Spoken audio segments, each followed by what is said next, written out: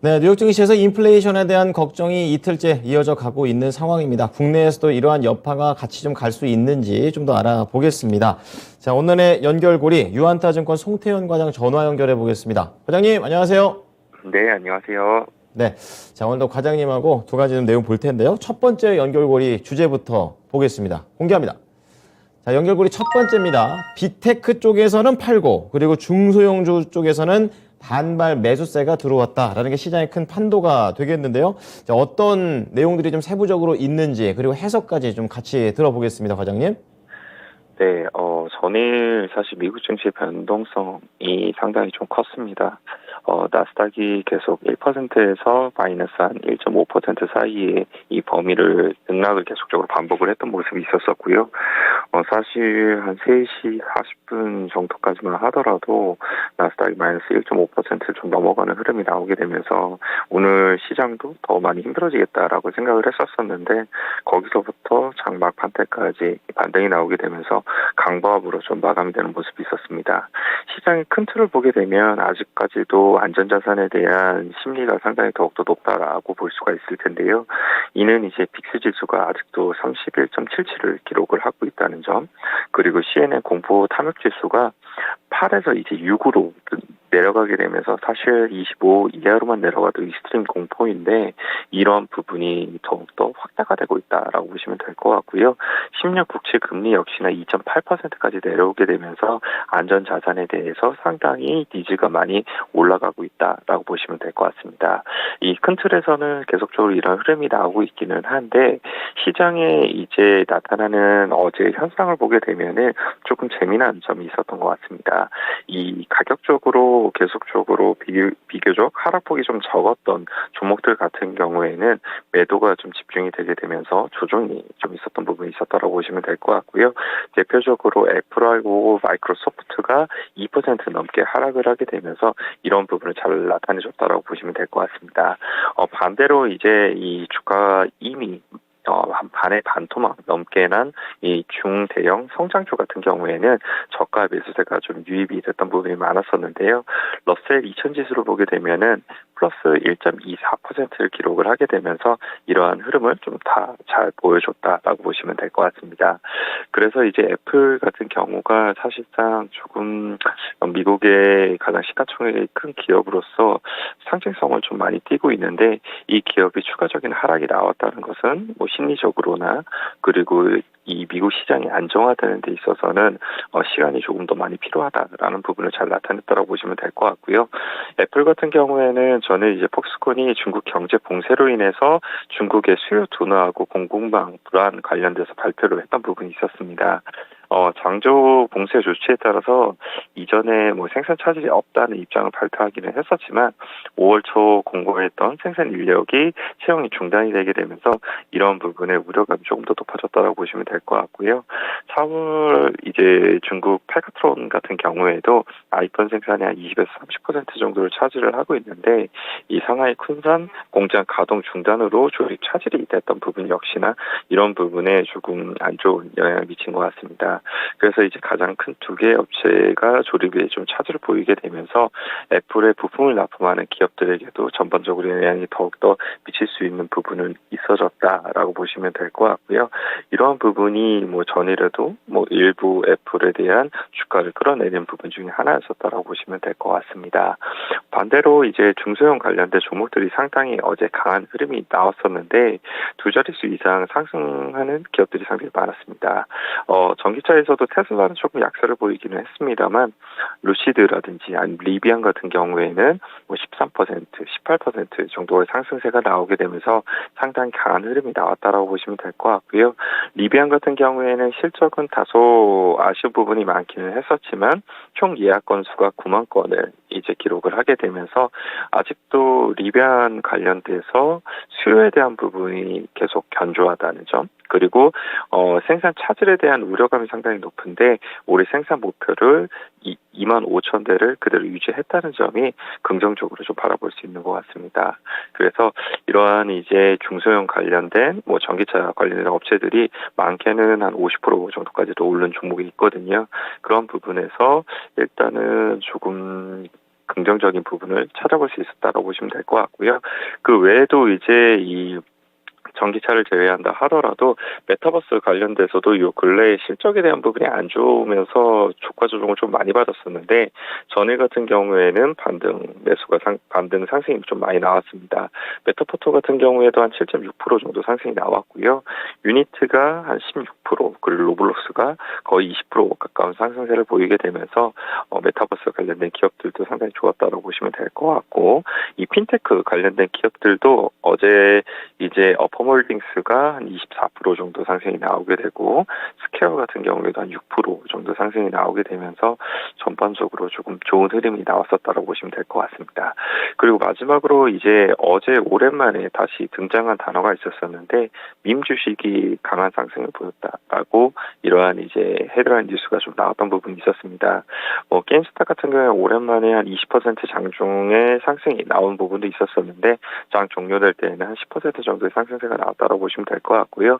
AMC 엔터테인먼트 같은 경우에도 한 8% 정도의 상승이 나오게 되면서 이러한 이제 조금 작은 종목들군 위주에서 보다 더 강한 상승의 흐름이 나왔다, 이렇게 보시면 될 것 같습니다.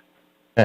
자, 상대적으로 낙폭이 적었던 종목들이 더 하락했고 또 중소형 쪽에서는 저가 매수세가 유입된다라는 전반적인 흐름, 이제 국내 쪽에서도 연결이 될지 한번 생각을 해보겠고요. 그렇다면 관련된 종목들은 어떻게 연결할까요? 일단 시장에 대해서 조금 더 말씀을 드려야 되는 부분이 맞는 것 같아요. 국내 시장도 워낙 요즘 변동성이 크고 공포심이 많이 올라가고 있기 때문에 그런 부분에서 일단은 많은 부분 과도해지고 있다는 부분이 있는 것 같습니다. 특히나 전일 같은 경우에는 옵션 만기 영향에 따라서 기관들이 이제 장중에 계속 스프레드 매도가 나오게 되면서 조금 더 과도하게 눌렸던 부분이 있었다고 보시면 될 것 같고요. 하지만 이제 금일 같은 경우에도 야간 선물이 한 0.86% 정도 하락을 하게 됐고, 달러 인덱스 같은 경우로 달러 인덱스도 추가적으로 상승이 나오게 되면서 외국인들이 과연 오늘도 수급적인 부분에서 어느 정도나 들어올지에 대한 부분은 한번 고민이 좀 필요하지 않을까라고 생각을 하고 있습니다. 그래서 갭으로 하락이 좀 많이 빠지면서 시작을 하게 되면은 거기서부터 반등이 좀 나올 걸로 예상이 되고 있는데, 만약 그렇지 못한 경우에는 조금의 흔들림은 다시 한번 더 나올 수 있다라고 보시면 될 것 같고요. 아까 제가 애플 관련돼서 말씀을 드렸는데, 국내에서는 애플 부품주로 LG이노텍하고 LX세미콘 정도가 어제 큰 폭으로 좀 하락이 나왔습니다. 역시나 이제 애플 관련된 주가에 대한 조정이라든지 아까 말씀드린 것처럼 조립에 대한 차질에 대한 부분 때문이다라고 보시면 될 것 같은데, 애플 관련돼서 수요에 대한 부분은 계속 견조하게 나올 가능성이 있다는 점을 생각을 해봤을 때는 이러한 부분이 조금 안정이 되게 됐을 때는 LG이노텍이라든지 LX세미콘은 충분히 다시 한 번 더 접근해볼 만하다라고 말씀을 드릴 수 있을 것 같고요. 국내에서도 이제 지수가 좀 어려운 부분이 생기게 되면 역시나 테마 관련돼서 종목들이 좀 많이 움직이게 될 텐데, 이 테마 관련돼서 오늘 UAM 특별법 관련된 이야기도 나오고 있는 만큼 그 관련된 종목들까지도 한번 관심 있게 보시면 좋지 않을까, 이렇게 생각되고 있습니다. 네, 자, 첫 번째 연결고리 주제 살펴봤습니다. 이번 두 번째 주제로 넘어가 보겠습니다. 보여주시죠. 자, 두 번째 연결고리, 이제 루나, 그리고 테라, 이게 뭔 소린가? 그렇습니다. 이 가상화폐와 관련된 내용이 되겠는데요. 이쪽 시장도 불안하다라는 부분을 보여주고 있습니다. 과장님, 이 부분과 관련된 내용도 좀 알려주세요. 네, 제가 사실 암호화폐 관련돼서 전문가가 아니기 때문에 현상 관련돼서 정도만 말씀을 좀 드릴 수 있을 것 같고요. 관련된 부분이 지금 현재 이 주식 시장에서도 많이 악영향을 미치고 있다라고 보시면 될 것 같은데요.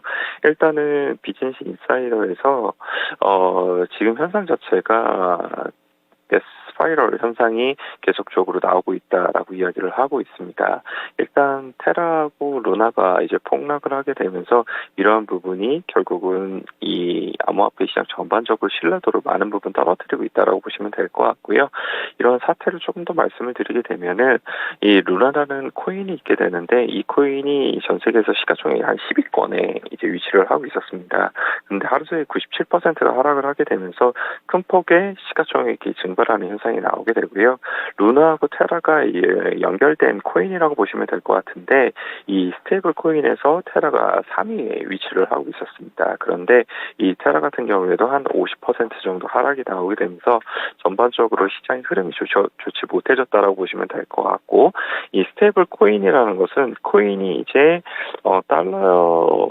이 스테이블 코인 한 개의 가치가 1달러에 연동이 되게 설계되어 있는 코인인데, 이 코인이 이제 가격이 하락이 하게 되면은 다른 이제 스테이블 코인 같은 경우에는 실물 자산을 담보로 만들어졌기 때문에 그런 부분에서 실물 자산이 어느 정도 역할을 할 수 있는 부분이 있는데, 테라는 알고리즘 매매에 의해서 루나를 더 발행을 하게 되면서 이런 부분을 다시 채워 넣는 부분이 있었었거든요. 그런데 이런 부분이 이제 신뢰도가 하락을 하게 되면서 문제가 상당히 많이 발생을 하게 됐었고, 그리고 이것을 막기 위해서 사실 이 루나 파운데이션 가드라는 곳에서 수십억 달러의 비트코인을 가지고 있는데, 이 비트코인을 처분할 가능성이 상당히 높아지고 있다 는 점이 상당히 지금 암호화폐 시장에 안 좋은 영향을 미치고 있다라고 보시면 될 것 같습니다. 그래서 이런 흐름 자체가 지금 신뢰성에 대한 부분이 상당히 문제가 되고 있다라고 보시면 될 것 같고요.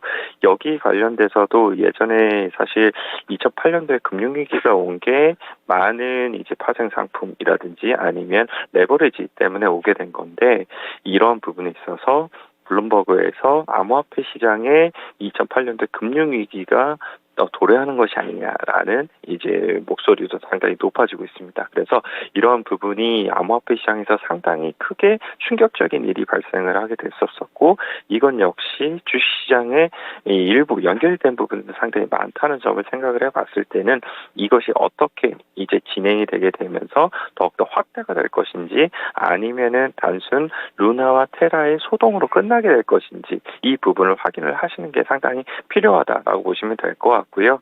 그러한 흐름을 봤을 때는 지금 비트코인의 가격이 3만 불을 깨고 내려온 부분이 있었거든요. 그래서 비트코인의 가격이 어느 정도 선에서 안정화를 다시 한번 더 찾아가는지를 유의 있게 한번 체크하실 필요가 있다, 이렇게 말씀을 드릴 수 있을 것 같습니다. 네, 이제 가상화폐가 가상화폐만 있는 게 아니죠. 메타버스, NFT 다 이렇게 또 연결되고 있는 메가 트렌드이기 때문에 이제 국내에서도 관련된 종목들 봐야 될 것 같은데요. 어디로 연결하십니까? 일단은 어제 하락폭이 좀 컸습니다.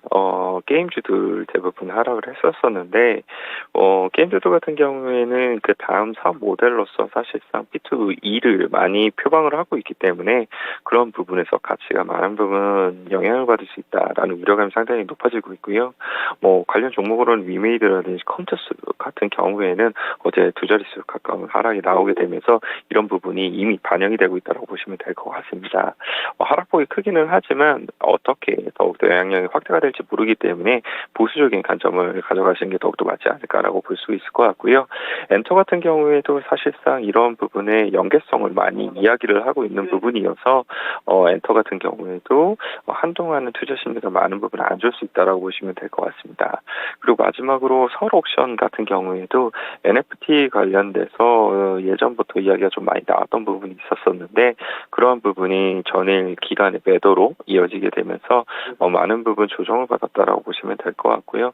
다만 이제 이러한 기업들 자체가 실적에 대한 부분이 아예 없는 것은 아니기 때문에 어느 정도 이러한 흐름들 자체가 안정으로 되는 부분이 보이게 되면은 그때부터는 조금씩 분할 배수로서는 접근은 가능해 보인다라고 말씀을 드리도록 하겠습니다.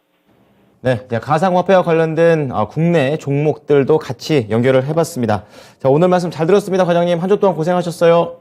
네, 감사합니다. 네, 자, 지금까지 유한타증권 송태현 과장과 함께한 연결고리였습니다.